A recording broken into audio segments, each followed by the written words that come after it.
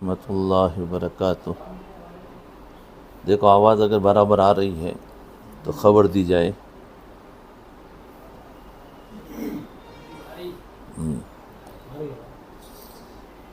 بسم اللہ الرحمن الرحیم۔ الحمد للہ وکفی وسلام علی عبادہ الذین اصطفی، اما بعد۔ اعوذ باللہ من الشیطان الرجیم، بسم اللہ الرحمن الرحیم۔ من عمل صالحا من ذکر او انثى وهو مؤمن فلنحینہ حیاة طیبہ وَلَنَجْزِيَنَّهُمْ أَجْرَهُمْ بِأَحْسَنِ مَا كَانُوا يَعْمَلُونَ۔ صدق اللہ العظیم۔ وقال النبی صلی اللہ علیہ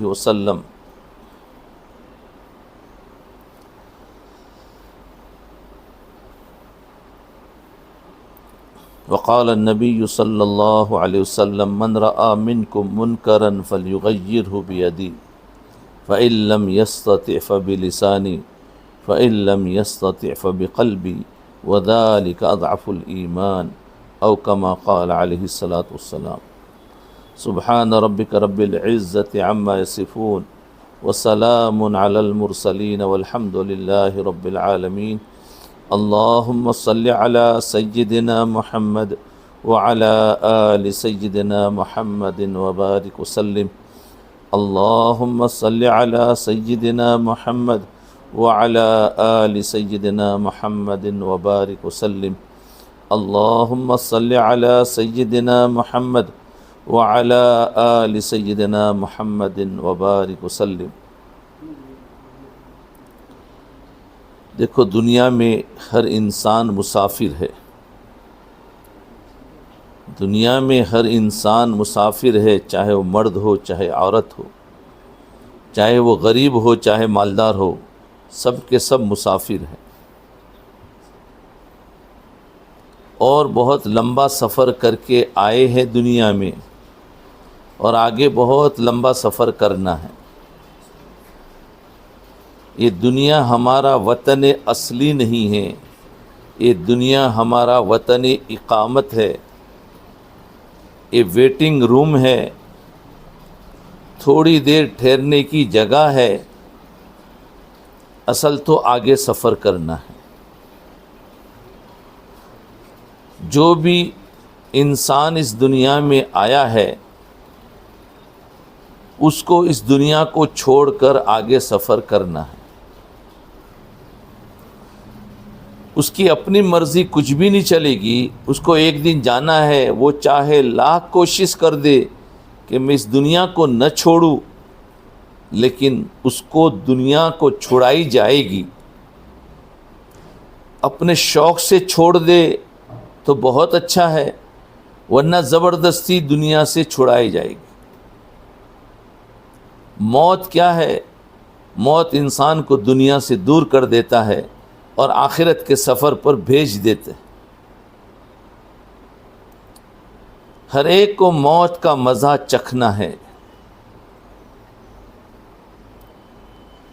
موت جو ہے بظاہر تو ہمارے دوست احباب سے جدائی کی جگہ ہے، حقیقت میں موت اللہ سے ملنے کا راستہ ہے۔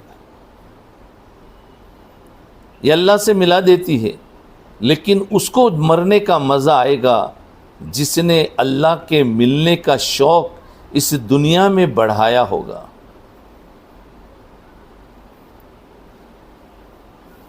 دیکھو ایک نوجوان لڑکی جب اپنے سسرال جاتی ہے تو اس کو اپنے میکے پہ جانے کا بڑا شوق ہوتا ہے کہ نہیں؟ کیونکہ اس کا اصلی تعلق وہاں سے ہے، تو وہاں جانے کا اس کو بڑا شوق ہوتا ہے۔ ایسا ہی ہم آئے ہیں کہاں سے؟ اللہ کے پاس سے، جنت میں سے ہم نے سفر کیا تھا۔ ہم اس دنیا میں آئے ہیں تو ہماری اپنی اصلی جگہ پر جانے کا ہمیں زیادہ شوق ہونا چاہیے۔ اس کو اصلی جگہ سے تعلق رہتا ہے۔ تو ایک بات تو دنیا میں ہم ذہن بنا لے، جتنی آنے والی بہنیں ہیں سن رہی ہے کہ اس دنیا سے ایک دن ہمیں جانا ہے. کیا ہو اور لگا؟ اچھا جی، تو ہر ایک کو دنیا سے جانا ہے. اب کرنا کیا ہے؟ اس دنیا کے اندر اللہ تعالیٰ نے ہمیں فری نہیں رکھا، ہم آزاد نہیں ہیں، ہم آزاد نہیں ہیں، ہم پابند ہیں. ہمیں پابند بنا دیا گیا ہے. کس کے؟ شریعت کے پابند، سنت کے پابند. اس دنیاوی زندگی کو ہمیں کیسے گزارنا، اس کے لیے اللہ کے رسول صلی اللہ علیہ وسلم ایک دین کو لے کر آئے، جس دین کا نام دین اسلام ہے. آج ہم مسلمان ہیں لیکن اسلام زندگیوں میں نہیں ہیں. ہمیں محنت کر کے اس اسلام کو زندگیوں میں لانا ہے، کیونکہ اسلام کا نام دین ہے، مسلمان کا نام دین نہیں ہے. وہ تو کلمہ پڑھا مسلمان بنا ہے، دین اس کو اپنی زندگی میں اتارنا ہوگا.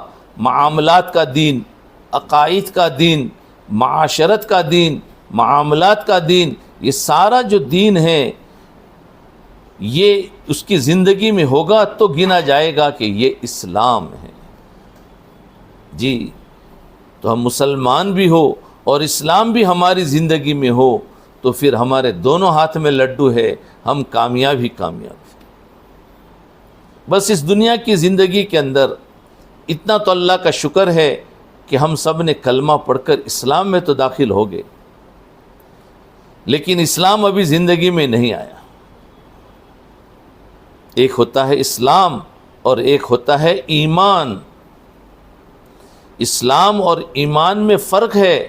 اسلام ظاہری شریعت پر چلنے کا نام ہے کہ جتنے احکام دیے ہیں، جیسے نماز ہے، روزہ ہے، زکوٰۃ ہے، یہ ظاہر میں اس کے مسائل کے ساتھ پورا کرنے کا نام اسلام ہے. اور ایمان کیا ہے؟ باطینی شریعت کا نام ہے کہ ہمارے دلوں میں لوگوں کی طرف سے کتنی محبتیں ہیں، کتنی نرمی ہے، کتنا حسن ظن ہے، کتنی تواضع ہے. یہ ہے ایمان.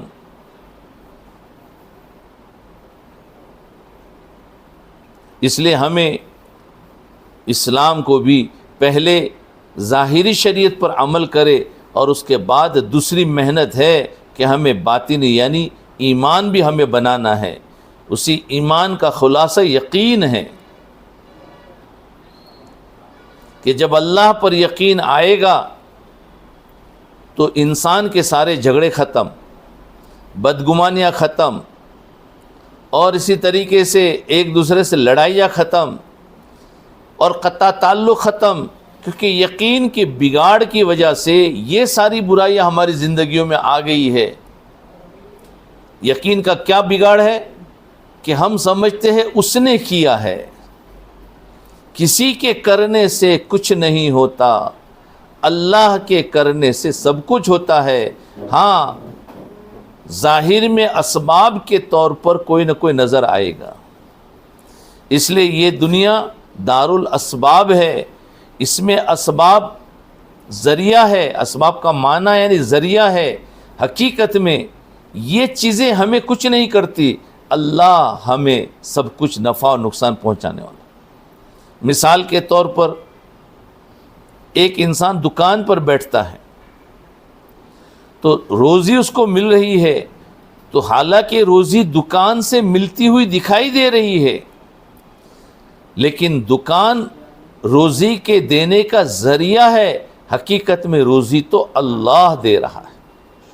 اگر دکان ہی اس کو روزی دیتی تو پھر ہر دکان والے کو روزی ملنی چاہیے تھی. اگر دکان روزی دیتی تو دنیا میں جتنے دکان والے ہیں سب کو روزی ملنی چاہتی تھی، کوئی بھی بے روزگار نہ ہوتا. لیکن معلوم ہوا کہ بعضوں کی روزی زیادہ ہے، بعضوں کی بالکل نہیں ہے، بعضوں کی کم ہے. تو معلوم ہوا روزی یہ اللہ نے لکھ دی ہے، جتنی لکھی ہے اتنی ملے گی. یہ دنیا اور کاروبار یہ تو ذریعہ ہے، یہ حقیقت میں نہیں ہے. ہمیں کسی بہن سے نفع پہنچا تو ہم اس بہن کی بڑی تعریف کرتے ہیں،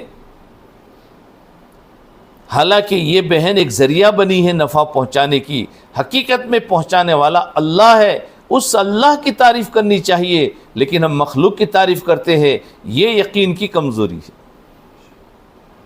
اگر کسی بہن سے نقصان پہنچ گیا، تکلیف پہنچ گئی، کسی بہن سے ہماری بدنامی اور ذلت آ گئی، تو ہم اس بہن کے پیچھے لگ جاتے، اس کی برائی شروع کر دیتے ہیں، اس کی غیبتیں شروع کر دیتے ہیں، تو یہ کیا ہوا؟ ایک یقین کی کمزوری، حالانکہ یہ ایک ذریعہ تھا جو ہمیں نقصان پہنچانے کے لیے اللہ کی طرف سے بنایا گیا تھا، حقیقت میں نقصان پہنچانے والا اللہ ہے۔ ان کے پیچھے ہم نہ بھاگے، بلکہ اس اللہ کے پیچھے بھاگے اور اس سے ہم توبہ اور استغفار کرے کہ اللہ میرے سے جو بھول ہو گئی ہے مجھے معاف کر دے۔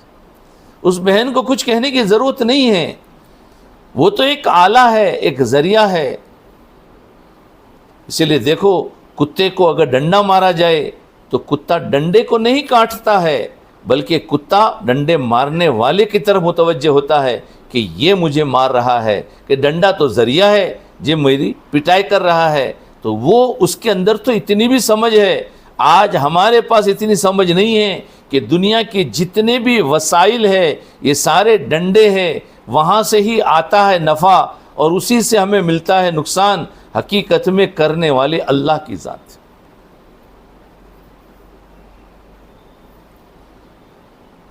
یہ بات کا دھیان رکھیے، اور اتنا ایمان بنانا ضروری ہے ہر مرد اور عورت کو کہ جس کے ذریعے سے ہم گناہوں سے بچ سکیں۔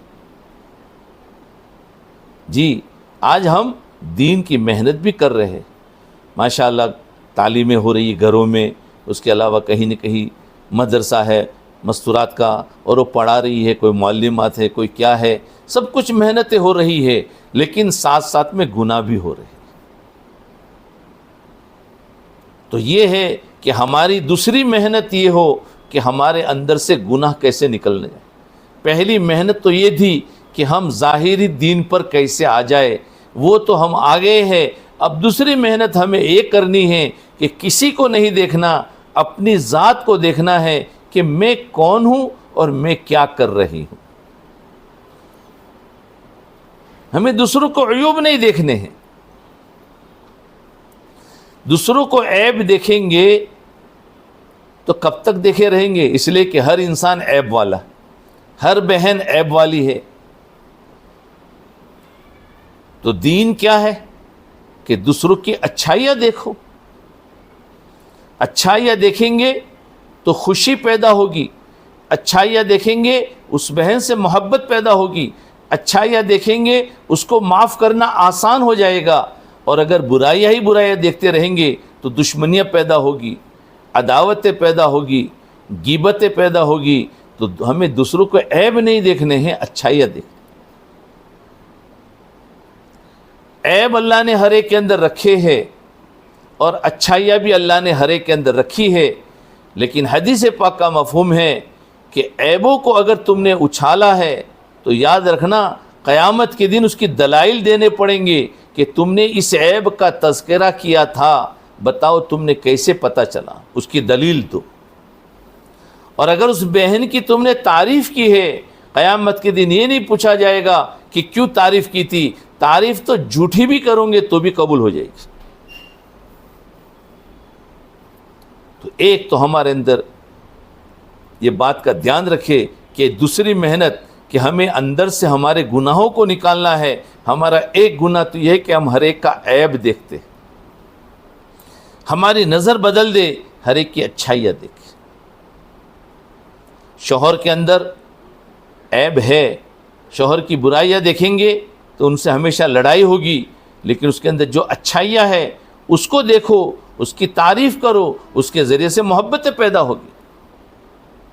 بچوں کے اندر، بچیوں کے اندر برائیاں ہے، اگر اس سے کوئی بری حرکت ہو گئی تو ہم اس کو ڈانٹ ڈپٹ نہ کریں، بلکہ اس کی اچھائیاں ہے، اس اچھائیوں کی تعریف کریں گے تو بچوں کے اندر بھی ایک ہمت آئے گی، ان کے اندر بھی ایک طاقت آئے گی۔ اور اگر ان کی ہر وقت عیب بیان کریں گے، نقص بیان کریں گے، ان بچوں کے اندر بھی ہمت پست ہو جاتی۔ یہ اولاد کی تربیت میں سے. ہم اپنے سسرال، بہو جتنی ہیں وہ اپنے سسرال کے اندر اچھائیاں دیکھیں. برائیاں ہے لیکن برائیوں دیکھنے سے گھر ٹوٹ سکتا ہے. اچھائیاں دیکھیں اور برائیوں پر ہم صبر کریں. اس لیے ہمیں اللہ تعالیٰ نے دو چیزیں دی ہے، ایک صبر ہے اور ایک شکر ہے. کہا کسی کی اگر کوئی برائی اور کوئی کسی سے نقصان پہنچے تو اس پر تم صبر کرو، اور اگر اس کی بھلائی پہنچے تو اس پر شکر ادا کرو، لیکن جھگڑا کہیں نہیں ہے. اگر صبر اور شکر والی صفت نہیں ہوگی تو کیا آئے گا؟ یا تو فخر آئے گا، کیونکہ اللہ اگر نعمت دے رہے ہیں تو یا تو شکر ہوگا اگر تھوڑا بہت بھی ایمان ہے، ورنہ فخر آئے گا. تو وہ بہن فخر کرے گی، اور جس کے پاس مال نہیں ہے، جس کے پاس وہ دینی محنت نہیں ہے، ان کو ہم حقیر سمجھیں گے. تو یہ حقارت کیسے آئی کہ شکر نکل گیا تو حقارت آئے گی، فخر آئے گا، تکبر آئے گا. اور تکبر اور فخر اور حقارت یہ ساری چیزیں وہ ہے جو اللہ سے دور کر دیتی، ہمارے نوافل والے اعمالوں کو کھا جاتی ہے. ہم اعمال کر کے نیکیاں جمع کرتے ہیں اور ہمارے اندر فخر آ جاتا ہے، وہ نیکیاں نکل جاتی ہیں. بلکہ شکر آنا چاہیے. اللہ نے اولاد دی، اللہ کا شکر مانے. اللہ نے دین دیا، دین پر عمل کرنے کی توفیق دی، اللہ کا شکر مانے. دوسری بہنیں جو دین پر نہیں چل رہی ہے، ان کا دلوں میں درد ہونا چاہیے، ان کو حقیر نہیں سمجھنا چاہیے. اللہ کے رسول صلی اللہ علیہ وسلم کے سامنے کفر ہو رہا تھا، بت پرستی ہو رہی تھی. آپ نے کسی کافر کو حقیر نہیں سمجھا ہے، بلکہ آپ نے ان کی بے دینی کو دیکھ کر دلوں میں درد پیدا ہوا ہے. اس درد کی وجہ سے اللہ تعالیٰ نے ان کو ہدایت دی ہے.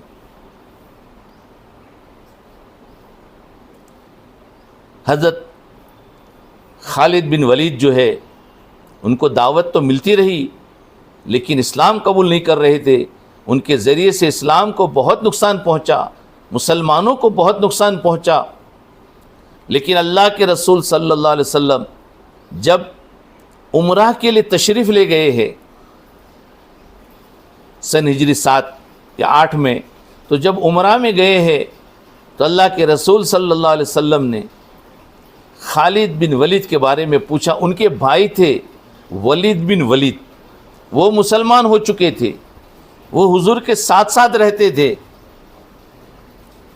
لیکن انہوں نے ان کے بھائی سے کہا کہ دیکھو خالد کدھر ہے، خالد کو دیکھو، خالد نظر نہیں آ رہا ہے. تو بھائی گھر پہ گئے، بھابھی سے پوچھا بھائی کدھر گیا؟ اس نے کہا کہ حضور کو دیکھ کر اس تو دل میں اتنی دشمنی ہے کہ حضور کا چہرہ دیکھنا نہیں چاہتا، وہ تو چلا گیا. کہ جب یہ جائیں گے پھر میں آؤں گا. دیکھو ایسے ایسے سخت دشمن بھی، لیکن دلوں میں درد تھا، تو درد کی وجہ سے اللہ نے ان کو اسلام کے لانے پر مجبور کیا ہے. آج ہماری یہ جتنی بہنیں دوسری ہے، اگر ان کا درد، امت کا درد دل میں آئے گا تو ہماری دعوت دیے بغیر بھی اللہ ان کو اسلام میں داخل کریں گے.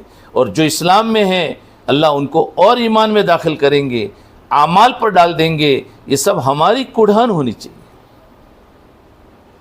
تو ولید بن ولید نے آ کر جواب دیا،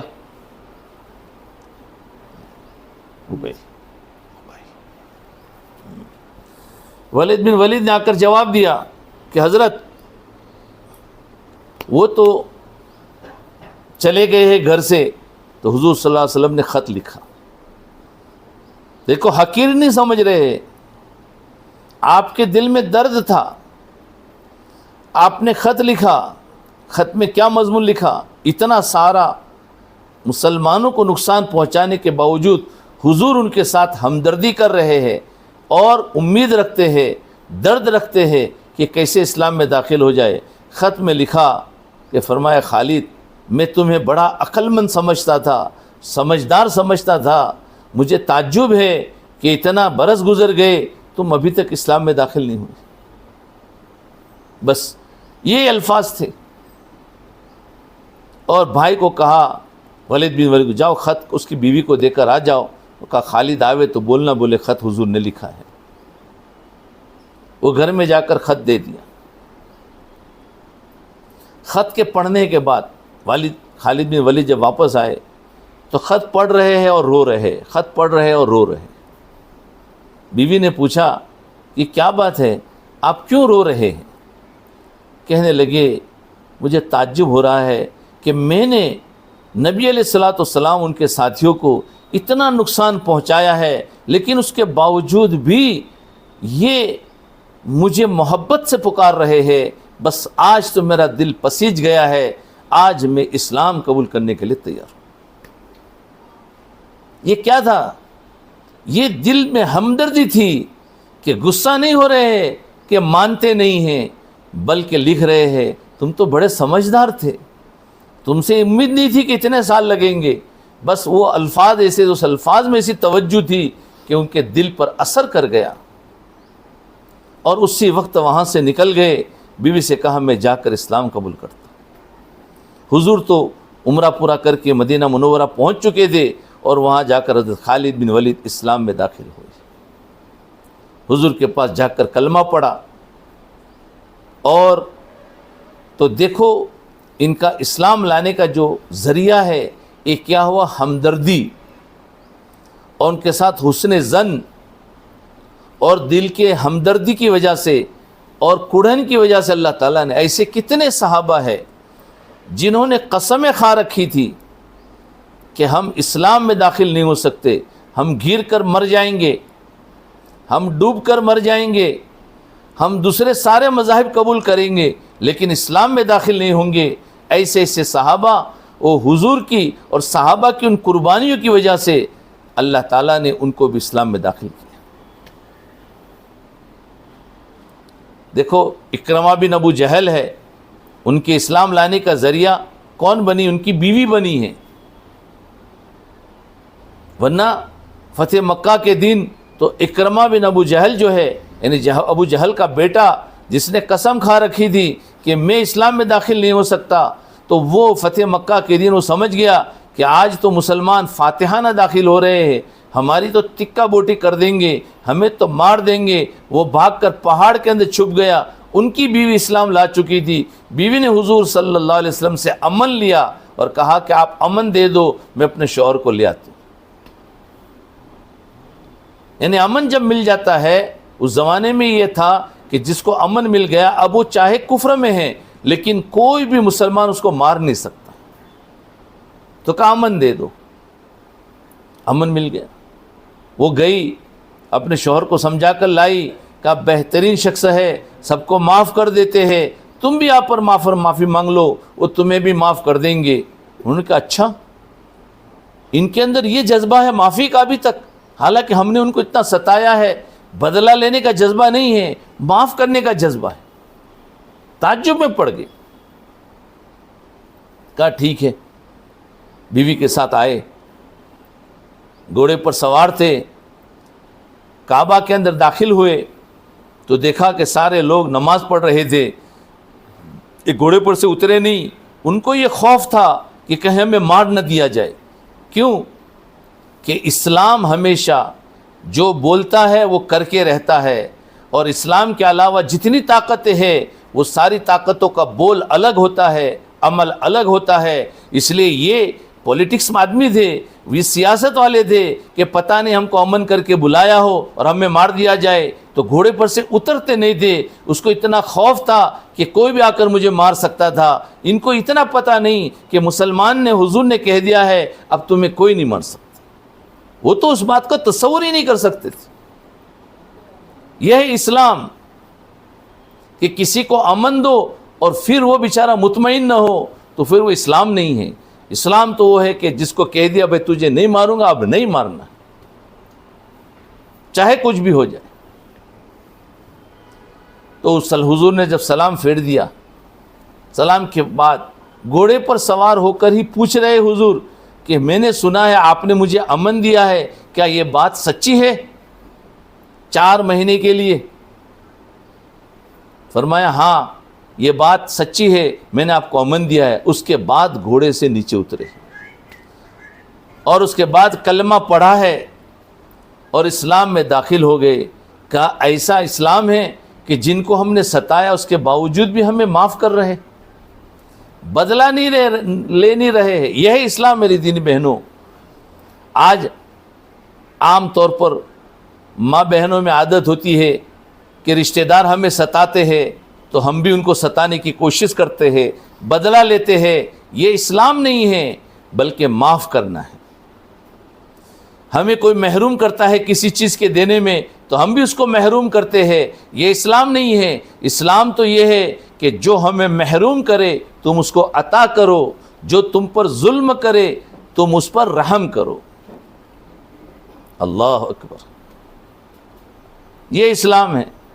یہ نہیں ہے کہ آج تو ہمیں بدلہ لیتے ہیں اور ڈھونڈتے ہیں, برسوں کے بعد بھی ہم اس رشتہ دار جس نے ہم کو ستایا ہے موقع آنے پر بدلہ لیتے ہیں کہ ہاں یہ ہمارے بچوں کی شادیوں میں نہیں آئے تھے, ہم ان کی بچوں کی شادیوں میں نہیں جائیں گے, حالانکہ برسوں کے بعد ان کی بچوں کی شادیاں ہوتی ہے. یہ بدلہ کس بات کا ہے؟ سب بھول جاؤ. یا حالانکہ شادی یہ تو کوئی چھوٹا سا عمل ہوتا ہے, کوئی فرائض اور واجبات بھی نہیں ہے. یا ایسی چھوٹی چھوٹی باتوں پر ہم بدلہ لیتے ہیں. ہمیں معاف کرنا چاہیے. اسلام تو یہ ہے کہ معاف کرنے والے بنو. ایک مرتبہ یمن کا ایک شہزادہ تھا حضرت عمر رضی اللہ عنہ کے زمانے میں, اور وہ شہزادہ نے مسلمانوں کو بہت ستایا تھا, بہت نقصان پہنچایا تھا.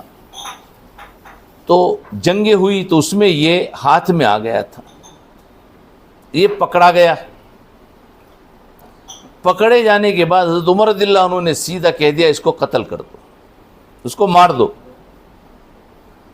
جب مارنے کے لیے اس کو پھانسی دے دی جائے, جب اس کو کھڑا کیا ہے پھانسی پر, عمر رضی اللہ عنہ نے پوچھا تیری آخری کوئی خواہش ہے؟ تیری آخری کوئی خواہش ہے؟ اس نے کہا ہاں میری ایک خواہش ہے کہ میں پانی پینا چاہتا ہوں. حضرت عمر رضی اللہ عنہ نے فرمایا ٹھیک ہے بھائی اس کو پانی دے دو. پانی اس کو دے دیا گیا, گلاس ہاتھ میں ہے, اب وہ پانی پی نہیں رہا ہے. عمر رضی اللہ عنہ نے پوچھا کہ بھائی تم کیوں پانی نہیں پی رہے ہو؟ کہا کہ مجھے خوف ہے کہ ایسا نہ ہو کہ میں پانی پیوں اور تم مجھے مار دو. تو عمر رضی اللہ عنہ نے اس کو اطمینان دلانے کے لیے فرمایا تم جب تک اس پانی کو نہ پی لو اس وقت تک تمہیں ہم ماریں گے نہیں. یہ جملہ کہ جب تک تم اس پانی کو نہ پی لو اس وقت تک ہم تمہیں ماریں گے نہیں, اتنا جملہ سنتے ہی اس نے اس پانی کو پھینک دیا. اب عجیب معاملہ ہو گیا, بجائے پانی پینے کی پانی پھینک دیا. اور پھر کیا کہہ رہا ہے وہ شہزادہ؟ کہنے لگا عمر تم اب مجھے مار نہیں سکتے. کہا کیوں؟ کہ تم نے مجھے امن دے دیا تھا کہ جب تک تم اس پانی کو نہیں پیوں گے ماروں گا نہیں. پانی تو چلا گیا, میں نے تو پیا نہیں, اب آپ مجھے نہیں مار سکتے. اب دیکھو انہوں نے کیسی ہیلا اختیار کیا ہے. لیکن اسلام یہ کہتا ہے کہ جب امن دے دیا ہے تو امن پر باقی رہو. عمر رضی اللہ عنہ نے کہا کہ ہاں بھائی میں نے تو کہہ دیا تھا کہ جب تک تم اس پانی کو نہ پیو تمہیں نہیں مارا جائے گا, جاؤ تمہیں ہم نے آزاد کر دیا, آزاد کر دیا. آج ہے کوئی یہ اخلاق کسی کے پاس کہ کوئی ہمیں کہے اور پھر ہم اس کو اس طریقے سے ہلا کرے اور بدماشی کرے؟ اور انہوں نے ایسا کیا ہے, پانی کو پھینک دیا اور کہا تم مجھے نہیں مار سکتے. عمر رضی اللہ عنہ نے دیکھا کہ میرا اسلام بدنام ہو رہا ہے, میں اس کو مار دوں گا. بظاہر تو لگتا یہ ہے کہ مسلمانوں کو واپس نقصان پہنچائے گا, لیکن اب کروں کیا؟ اگر اس کو مارتا ہوں تو اسلام کو نقصان ہے, اس کو چھوڑتا ہوں تو مسلمان کو نقصان ہے. تو حضرت امیر المومنین رضی اللہ عنہ نے کہا کہ بھائی تو آزاد ہے, اسلام کو بدنام نہیں ہونا چاہیے. جب وہ آزاد ہو گیا تو وہ امیر المومنین کے پاس آیا, کہا عمر میں اسلام میں داخل ہوتا ہوں, کلمہ پڑھ لیا اشہد ان لا الہ الا اللہ واشہد ان محمدا عبدہ ورسولہ. وہ اسلام میں داخل. اب عمر رضی اللہ عنہ حیران ہو گئے کہ بھائی تجھے اگر اسلام میں داخل ہونا تھا تو اسی وقت اسلام میں داخل ہو جاتا. پہلے سے اسلام میں داخل ہو جاتا، تم اب اسلام میں کیوں داخل ہو رہا ہے؟ وہ بڑے بہادر تھا، اس نے کہا عمر مجھے اسلام میں تو داخل ہونا تھا، لیکن میں نے سوچا کہ اگر میں اس حال میں اسلام میں داخل ہوتا ہوں تو لوگ تانا دیں گے کہ تم موت کے ڈر سے اسلام میں داخل ہو گیا، لوگ تانا دیں گے کہ اتنا بڑا بہادر اور موت کے ڈر سے اسلام قبول کر لیا، اس لیے میں نے یہ حیلہ اس لیے کیا ہے کہ تاکہ میں دیکھ لوں اسلام بھی کہ سچائی بھی دیکھ لوں اور اسلام میں داخل ہو جاؤ، تو میں نے چھوڑ دیا۔ اس لیے آپ نے جب چھوڑ دیا تو میں اب آزاد ہوں، اب مجھے کوئی روکنے والا نہیں، کوئی مجھے ڈر نہیں، اب میں جہاں چاہے جا سکتا ہوں، مسلمانوں کو نقصان پہنچا سکتا ہوں، لیکن نہیں، اب مجھے اسلام میں داخل ہونا ہے۔ دیکھو میری دینی بہنوں، یہ ہے اسلام کہ معاف کر دو۔ اس معافی کے پیچھے کتنا بڑا راز ہے یہ کسی کو پتہ نہیں۔ عمر رضی اللہ عنہ نے یہ نہیں دیکھا کہ یہ میرے ساتھ میں بدماشی کر رہا ہے اور حیلہ کر رہا ہے، انہوں نے یہ دیکھا کہ میں نے امن دے دی ہے، مجھے چھوڑ دینا چاہیے، چاہے جو ہو اللہ کے ہاتھ میں ہے۔ لیکن اس سے اسلام کو تو فائدہ ہو گیا، کیونکہ اسلام میں داخل ہو گیا، تو اسلام کو بچانے گئے تو اللہ تعالیٰ نے اسلام میں اس کو داخل کر لیا۔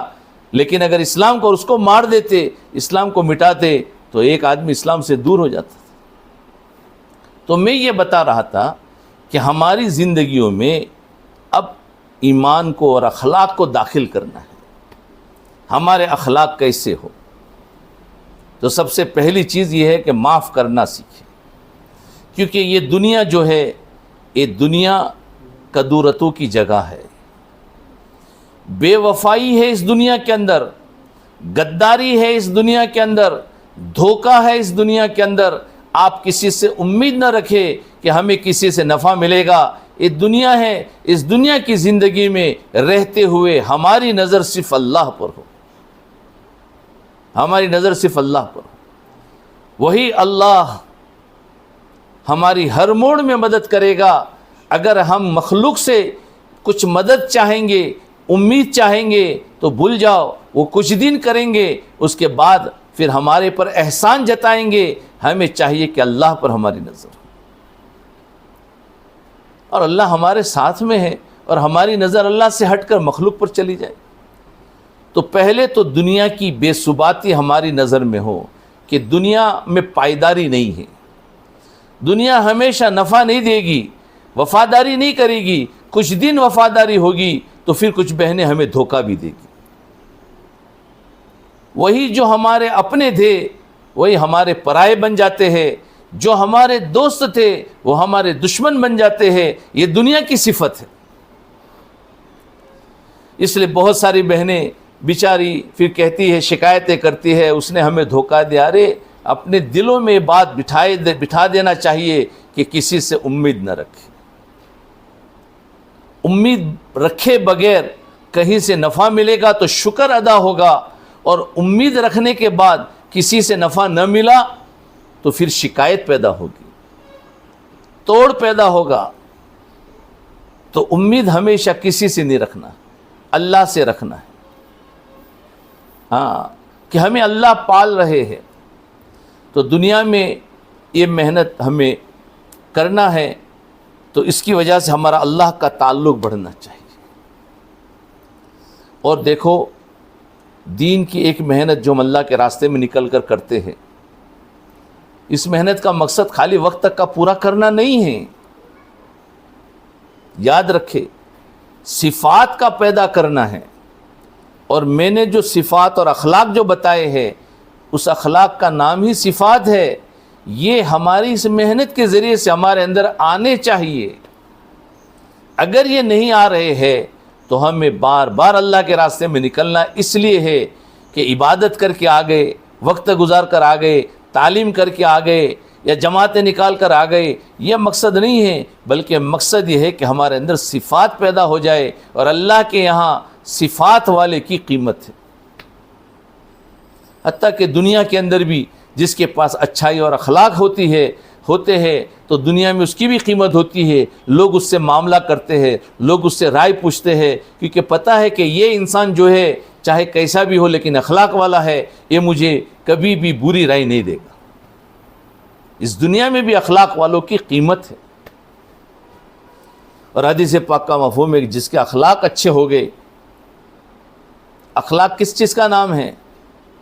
اخلاق اس چیز کا نام نہیں ہے کہ کسی نے ہمیں پلایا تو ہم نے بھی اس کو پلایا، کسی نے ہمیں کھلایا، ہماری دعوت کی تو ہم نے اس کی دعوت کر لی، کسی نے ہمیں ہدیہ بھیجا تو ہم نے بھی اس کو ہدیہ بھیجا۔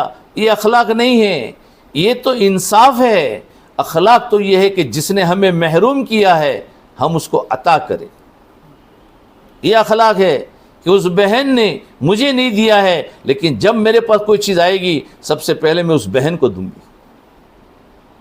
یہ اخلاق ہے کہ جس نے تم پر ظلم کیا ہے تم اس پر ظلم نہ کرو، تم اس کے ساتھ میں اخلاق سے برتو، معاف کرو، اس کے ساتھ انصاف کرو اور اس کے ساتھ اچھائی کا معاملہ کرو۔ یہ اخلاق ہے۔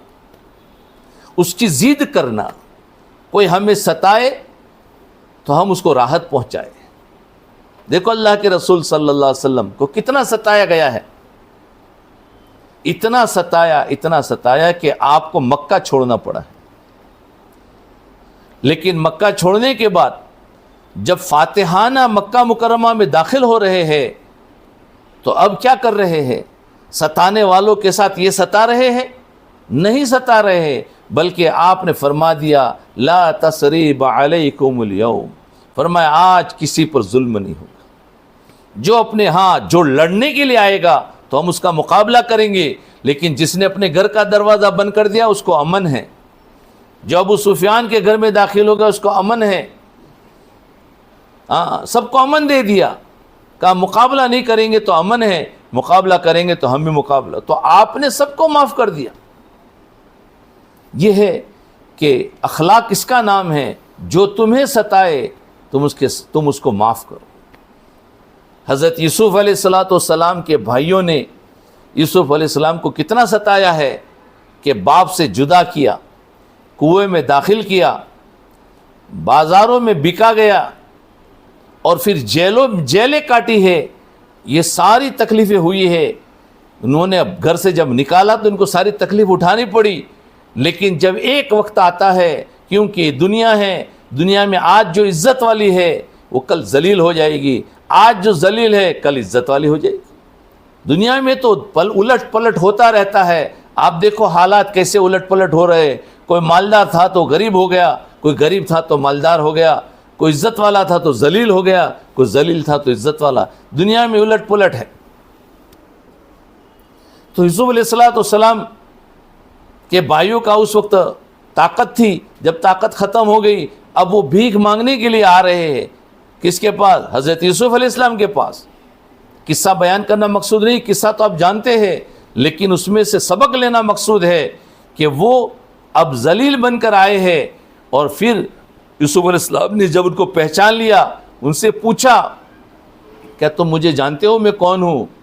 تو ان کو پھر ہوش آئے کہ ہو سکتا ہے یہی یوسف ہو، کیونکہ ہم نے سنا تھا لوگ کہہ رہے تھے کوئی یوسف ہے جو اس طریقے سے اناج اور اخلاق سے کام لیتا ہے۔ تو فرمایا انا یوسف۔ تو سارے بھائی گھبرا گئے کہ آج تو یہ بادشاہ بنا ہوا ہے اور ہم اس کے سامنے بھیک مانگ رہے ہیں، تو آج ہمیں تو بدلہ دے گا، جیل میں ڈال دے گا اور ہمیں پتہ نہیں ہماری کیا کیا حشر کرے گا۔ تو یوسف علیہ السلام نے فرمایا، وہ معافی مانگنے لگے کہ بھائی ہمیں معاف کر دو۔ انہوں نے کہا اللہ تعالیٰ سے معافی مانگو، اللہ سے معافی مانگو، اور ان کو کہہ دیا لا تثریب علیکم اليوم، آج تمہارے پر کوئی ظلم نہیں ہوگا۔ تو میری دینی بہنوں، اس طریقے سے ہمیں اپنے آپ کو رکھنا ہے کہ ہمارے ذریعے سے کسی پر ظلم نہ ہو، اور اگر کوئی ہم پر ظلم کرے تو ہم اس کو معاف کرنے والے۔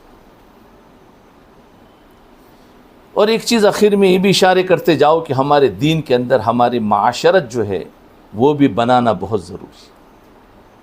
کیوں کہ دین کے جو شعبے ہیں اس میں اخلاق بھی ہے تو معاملات بھی ہے تو معاشرت ہے، اور معاشرت جو ہے یہ معاشرت کی بنیاد میاں بیوی کے تعلق پر ہوتی ہے۔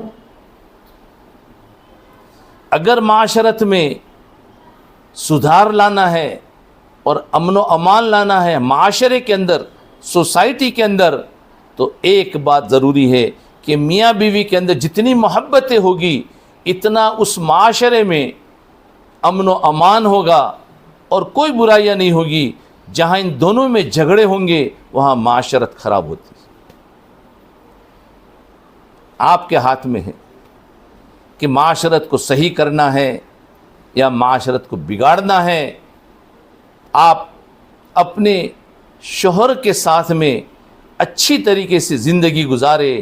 دیکھو درمیان میں اونچ نیچ تو بہت آئے گی، یہ زندگی کا ایک راستہ ہے، ایسا نہیں کہ اس میں اونچ نیچ نہیں آئے گی، لیکن اس کی وجہ سے گھبرانا نہیں ہے، یہ ہوتا رہے گا تو اور میں، لیکن ایک دوسرے کو معاف کر کے اپنے آپ کو آگے چلاتے رہے، غلط فہمیوں کو دور کرے اور ہر ایک اپنے دلوں میں شکوک اور شبہات نہ رکھے۔ بیوی شوہر کی طرف سے شک میں ہے اور شوہر بیوی کی طرف سے شک میں ہے، جس کی وجہ سے آپس میں لڑ رہے ہیں۔ ارے شکوک اور شبہات چھوڑ دے اور یہ بیوی سوچ لے کہ دنیا میں سب سے زیادہ بہترین جو انسان ہے اللہ نے وہ میرا شوہر بنایا ہے، اور شوہر یہ سوچ لے کہ دنیا میں سب سے بہترین عورت ہے اس کو میری بیوی بنایا ہے۔ شکوک اور شبہات چھوڑیں گے تو آپس کے اندر محبت پیدا۔ یاد رکھے تو سب سے پہلی چیز کہ میاں بیوی میں آپس میں جوڑ کیسے ہو، اس کے لیے چند چیزیں بتاتا ہوں، وقت ختم ہو رہا ہے۔ پہلی تو یہ ہے کہ سب سے پہلے بیوی کے دل میں شوہر کی عظمت ہونا ضروری ہے، کیونکہ جس کی عظمت ہوگی اس کی خدمت بھی کی ہوگی۔ جس کی دلوں میں عظمت ہی نہیں ہے تو انسان اس کی خدمت ہی نہیں کرے گا، اور کرے گا بھی تو پھر وہ اخلاص کے ساتھ نہیں، وہ ڈر کی وجہ سے، اغراض کی وجہ سے کرے گا۔ اور ایک ہے کہ جس کے دلوں میں عظمت ہے تو وہ اللہ کے لیے اس کی خدمت کرے گا۔ سب سے پہلے عظمت ہونا چاہیے۔ کوئی دنیا کے اندر بھی دیکھ لو، آپ کو جس بہن کی عظمت آپ کے دلوں میں ہوتی ہے آپ اس بہن کی خدمت بھی کرتے ہیں، اس کو اپنے گھر میں بھی بلاتے ہیں، اس کو ہدیہ بھی دیتے ہیں، تو یہ ہوتا ہے کہ دل میں عظمت ہے۔ تو سب سے پہلی چیز ہے کہ شوہر کی عظمت دلوں میں بٹھا دے۔ نکاح کے بعد شیطان اور نفس کا حملہ یہ ہوتا ہے کہ دلوں سے عظمت کو نکال دیتا ہے۔ پہلے بہت محبت تھی، اس لیے کہتے ہیں کہ لو بیفور میرج نہیں، لو آفٹر میرج، یعنی شادی سے پہلے محبت ہے وہ محبت گنی نہیں جائے گی، شادی کے بعد محبت ہے وہ محبت اصل محبت ہے، وہ اخلاص والی محبت ہوگی۔ شادی سے پہلے محبت کرنا یہ اغراض ہے، اس لیے جنہوں نے لو میرج کیا، محبتوں میں بغیر ماں باپ کے یعنی چوائس کیے ہوئے کیا ہے، تو پھر ان میں اکثر توڑ ہو جاتا ہے، بہت کم محبتیں نبھتی ہے، دلوں میں اصل میں عظمت ختم ہو جاتی ہے، اور شیطان کا حملہ ہوتا ہے۔ ہم ان حملوں سے بچتے ہوئے آگے بڑھنا ہے، تو ایک تو عظمت بٹھائے، اور یہ عظمت میں نہیں کہہ رہا ہوں بلکہ حدیث میں اللہ کے رسول صلی اللہ علیہ وسلم نے یہ عظمت بٹھائی ہے اور فرمایا ہے، جس کا مفہوم ہے کہ اگر میں خدا کے علاوہ کسی کو سجدہ کرنے کا حکم دیتا تو میں بیوی کو حکم دیتا کہ شوہر کو سجدہ کرے۔ اس جملے کو آپ نے بار بار پڑھا ہوگا لیکن کبھی غور نہیں کیا۔ آج کے بعد اس جملے کو دل پر بٹھا لے کہ میرے شوہر کی اتنی بڑی عظمت ہے کہ اگر سجدہ کا حکم ہوتا تو میں اپنے شوہر کو سجدہ کرتی۔ یہ نہ دیکھے کہ میرا شوہر کیا گنہگار ہے، کیا برائی میں ہے، وہ دوسری بات ہے، اس کا مسئلہ الگ ہے، اس کو پھر کیسے دین پر لانا ہے، لیکن پہلا تو یہ ہے کہ میرا شوہر ہے، اس کی عظمت دل میں ہو۔ آج بہت ساری بیویاں تھوڑی نیک بن جاتی ہے اور شوہر کے اندر تھوڑی نیکی نہیں ہوتی ہے، ان کے مقابلے میں کم ہوتی ہے، تو دلوں میں عظمت ختم ہو جاتی ہے، جھڑکنا شروع ہو جاتا ہے، اور پھر ان کو لڑائی شروع ہو جاتی ہے اور یہ سمجھتی ہے کچھ بھی نہیں جانتے۔ نہیں، ہمارا تعلق اس کی پرائیویٹ زندگی سے نہیں ہے، یہ اس کا اپنا خصوصی معاملہ رب سے ہے کہ اس کے اندر کیا برائی ہے، لیکن میرا معاملہ اس کے ساتھ میں، میری ترقی اسی میں ہے کہ میری دل میں عظمت ہوگی تو اللہ کے ہاں میں نیک بندی بن کر زندگی گزار رہی ہوں۔ ایک بات تو یہ، ہاں اب اگر وہ دیندار نہیں ہے، بے دینی میں ہے اس کو کیسے لانا ہے وہ بھی اللہ تعالیٰ نے عورت کے ہاتھ میں رکھا ہے. اس کے پاس اللہ نے ایسی صفات رکھی ہے کہ اگر ایک بیوی چاہے کیسا ہی بگڑا ہوا شوہر ہو وہ اس کو محبت سے نیکی پر لا سکتی ہے. اللہ تعالیٰ نے اور حدیث میں مفہوم ہے کہ اللہ تعالیٰ نے ان کو ایسی صلاحیت رکھی ہے تو کمزور لیکن بڑے بڑے عقل مندوں کو بھی اپنے فیور میں لے لیتی ہے. یہ صلاحیت تو آپ اپنی صلاحیتوں کو کام میں لائیے, ان کو دیندار بنائیے. یہ کیسے بنیں؟ اللہ کے راستے میں بھیجیے, محنتیں ہو رہی ہے اور گھروں میں اس کے ساتھ اخلاق سے پیش آئے. تو آپ جب ان کی خدمت کریں گے نا, یاد رکھنا ان کو کیسے لانا ہے. ایک تو عظمت ہو, دوسرا ان کی اطاعت ہو. اطاعت کا مطلب ان سے مشورہ کر کے چلو, ان سے پوچھ کر. وہ شوہر بھی تعجب کرے گا, میری بیوی تو اتنی نیک ہے اور پھر بھی مجھے پوچھتی ہے اور میں جو کہتا ہوں وہی کرتی ہے, میں منع کر دیتا ہوں تو رک جاتی ہے. تو اس کے شوہر کے دل میں بات آئے گی کہ یار پھر مجھے تو نیک بننا چاہیے, میری بیوی تو اتنی نیکی کے باوجود بھی میری اتنی عزت کر رہی ہے کہ میں تو برا آدمی ہوں, میرے کو تو پوچھنا بھی نہیں چاہیے اور پھر بھی پوچھ رہی ہے. تو دیکھا یہ بات اس کو اثر کرے گی اور اللہ اس کو نیکی پر ڈال دے گی. تو یہ چیزیں ہیں کہ جس کی وجہ سے وہ نیکی پر آ سکتی ہے. تو بس مجھے باتیں لمبی نہیں کرنی, یہ چند اشارے, اس کی بڑی تفصیل تھی لیکن وقت نہیں رہا. ایک تو اطاعت پر کہ شوہر سے پوچھ کر کرنا, ایک دلوں میں عظمت ہونا, دوسرا اس سے پوچھ کر کام کر اطاعت سے, تیسرا اس کا استقبال کرنا.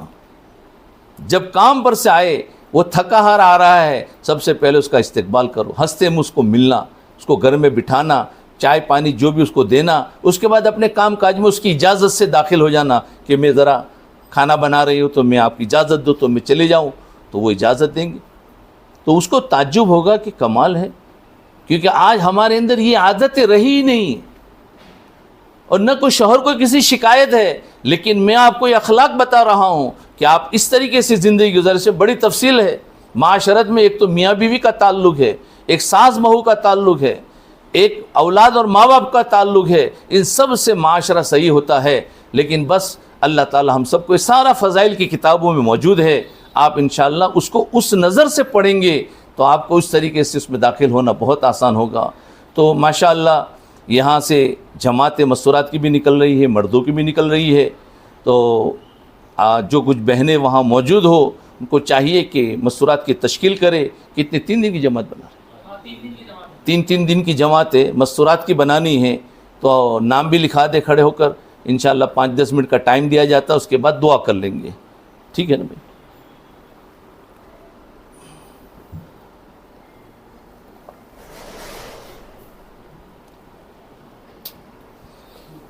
اللہ